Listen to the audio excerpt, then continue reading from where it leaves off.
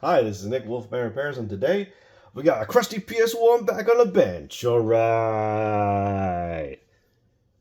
Now today we're going to be doing some capacitors. Alright. Now, I must have some sort of unicorn here because I couldn't get a capacitor kit for this specific motherboard. This is the kits from Console 5. So I got for PM-41 and a PM42 or PM41-2, and they don't match what capacitors are in this motherboard. So taking this kit and some of my own and cobbling something together. You're probably asking yourself, hey, what's up with that CD spindle? I thought you changed it. I did. I changed it for one of these dealies. But it wasn't reading CDs all that well. Or, yeah, CDs, games. So I went ahead and I bought some of these ones. And they're slightly different than these ones.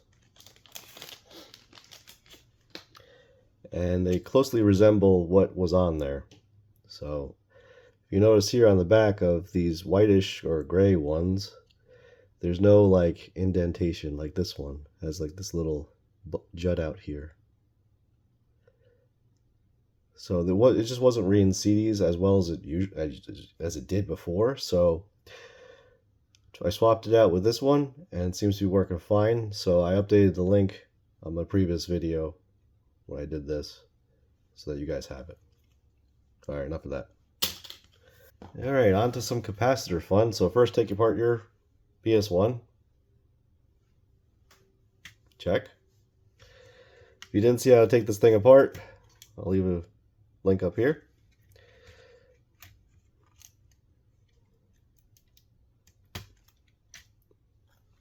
All right.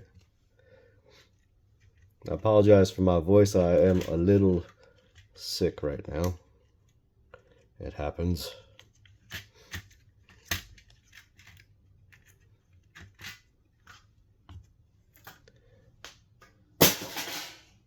Alright, once you got it all apart, now you can look at your capacitors. Sweet.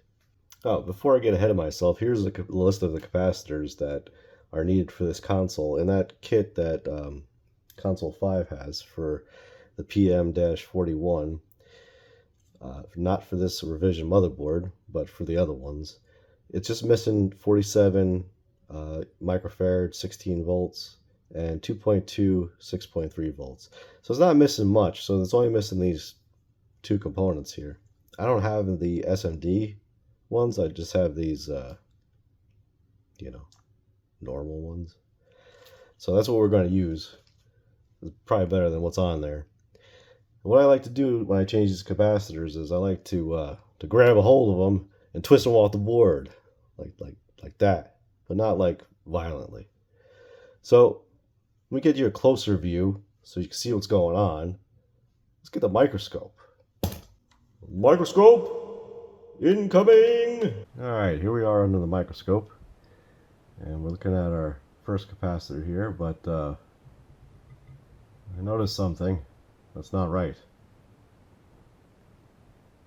The legs of this chip are green. Ah, man.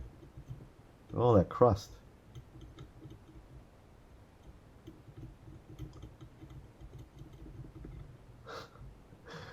I guess it deserves its name, the Crusty PS1. We're going to leave that, because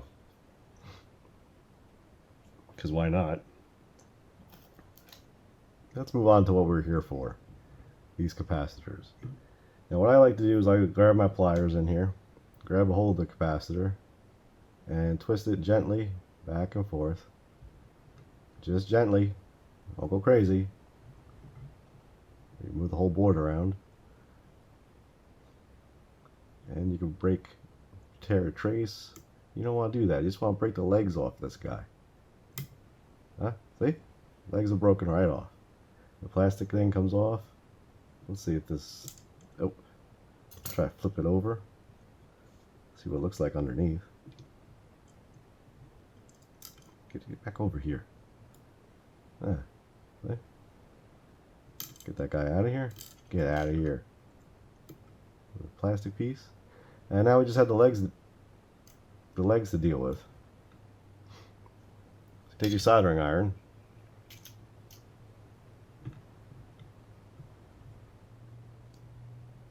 See, it's on the tip of my soldering iron there. That's where this brass ball in your soldering iron comes in handy. Just dump it off in there. To never be seen again.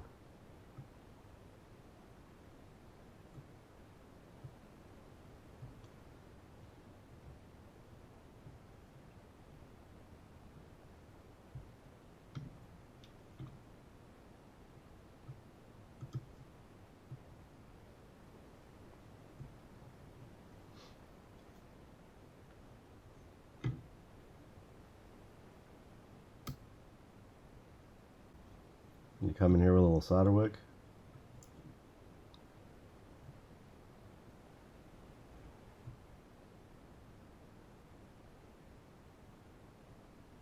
Clean up the pads a bit. Got a little IPA. Clean up this mess, whatever this stuff is.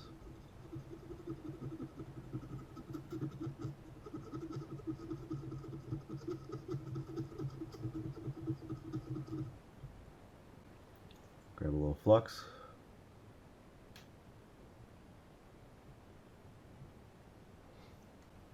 A little solder.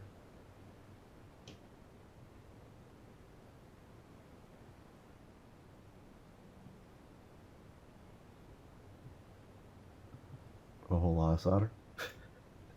I usually do one pad. And what's pretty cool is what Sony did with this here. As you see the shape of this white area here, well, it's the same shape as your capacitor. See how there's the corners cut off the square here? So this goes, flip it around, come on.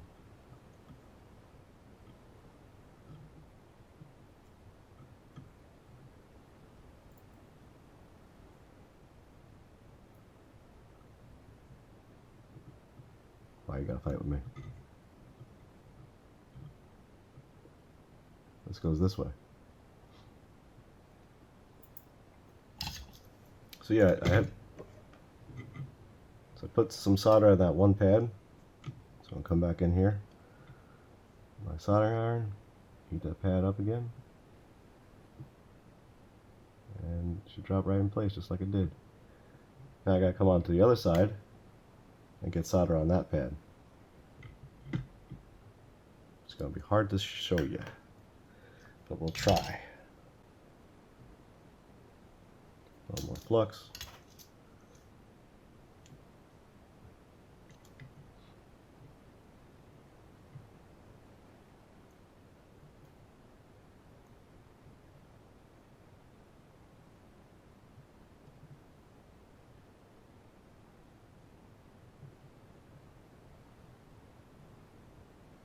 There we go. Just give it a wiggle test with your finger. It's not wiggling. Okay. You just clean up your flux residue.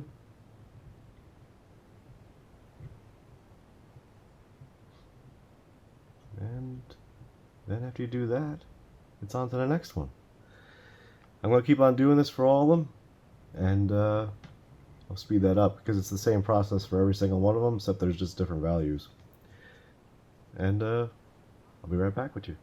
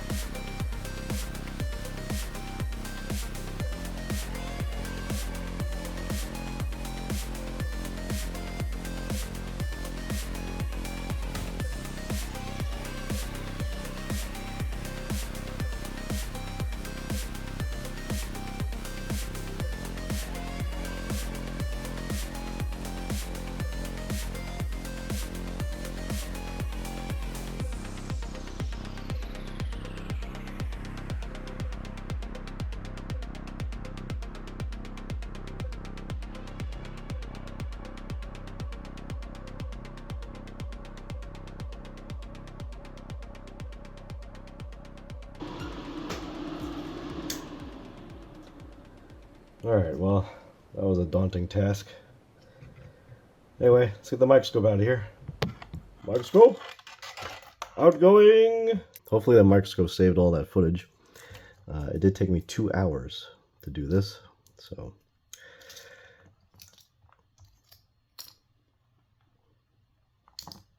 But let's get all this junk out of the way and let's make sure we still have a working PlayStation here.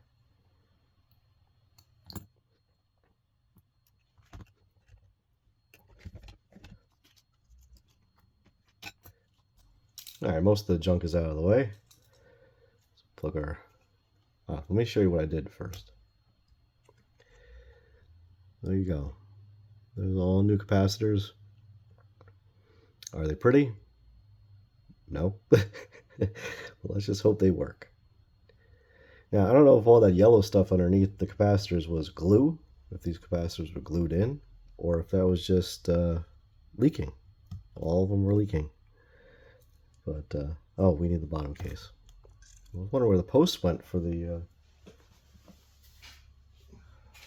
CD drive there.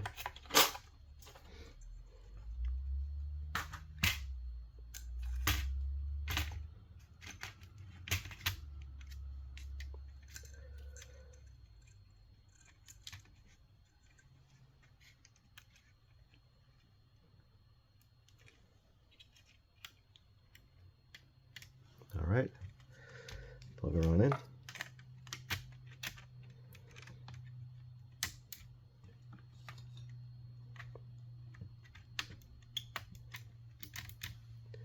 Making sure it was off.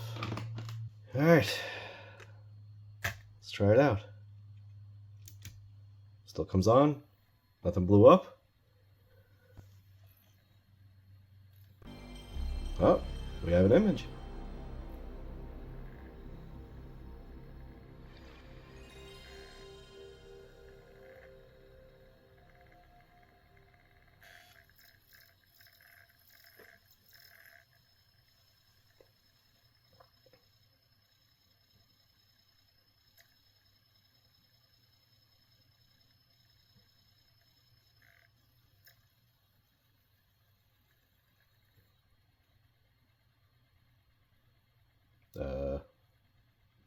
What's going on here? Why are we hung up?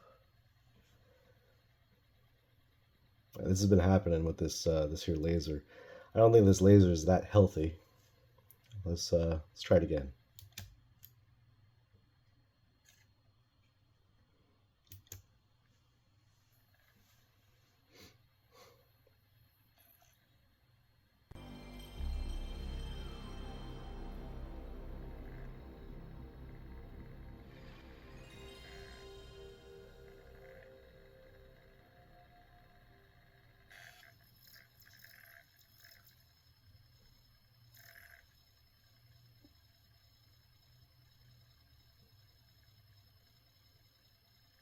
Wow, we're just gonna hang there.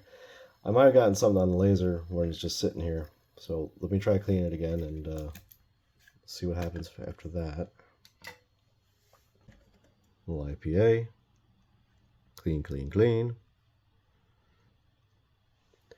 Make sure our cable's seated all the way as well.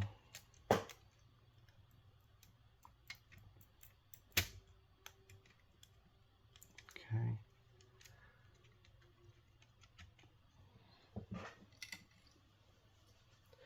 The disc is, yeah. It's okay. It works, but it's a little rough.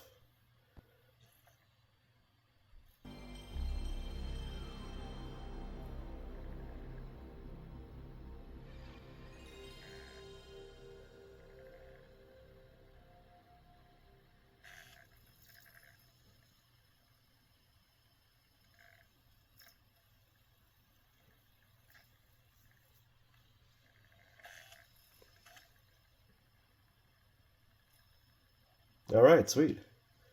Looks like we're working now.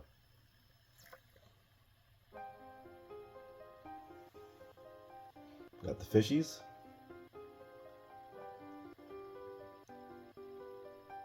All right, so there you go. How to change your capacitors on a PlayStation 1.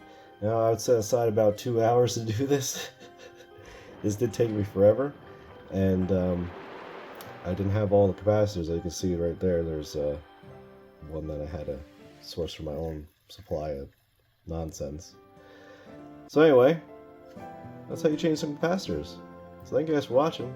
I appreciate it very much, and we'll see you next time.